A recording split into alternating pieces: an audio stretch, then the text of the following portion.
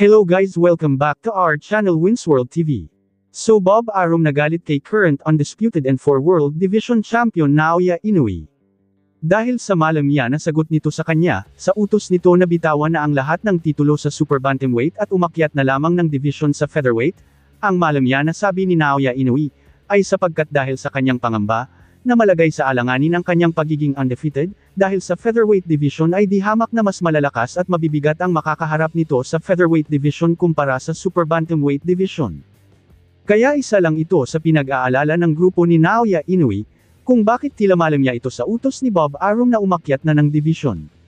Ngunit ganun pa man ay wala rin naman itong magagawa si Naoya Inoue kundi ang sumunod sa kanyang promoter na si Bob Arum na sa hanggang ngayon ay malaki pa rin ang lugi niya talo niya sa mga naging laban ni Naoya Inoue, dahil halos hindi naman kumita ang bawat laban nito.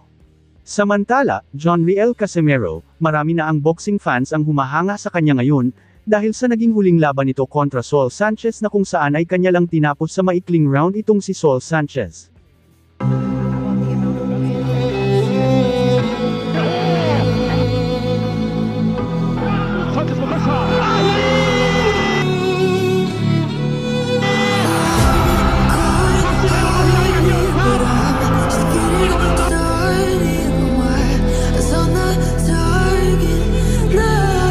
Dagdag pa sa ating mga balita, so Cuadro Alasangas ng Pinas John Riel Casimero, ay may panibagong problemang kahaharapin, dahil ayon sa boxing expert na kapag itong si Casimero ay talagang seryoso na umakyat sa featherweight division ay tila hindi ito agad-agad makakalaban sa world title fight, dahil kailangan daw niyang lumaban ng maraming beses at matanghal na panalo, bago maging isang contender sa featherweight division.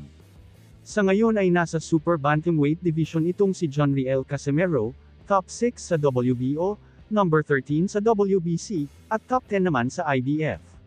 Dagdag pa ng mga eksperto ay mabigat na hamon ito para kay former 3 World Division Champion John Riel Casimero, dahil ang malaki nitong kalaban ay oras at panahon, dahil ito ay 36 years old na. Thank you for watching. Salamat sa inyong panunood. This is Winsworld TV. Saying peace, love and good vibes lang tayo lagi, okay, alright.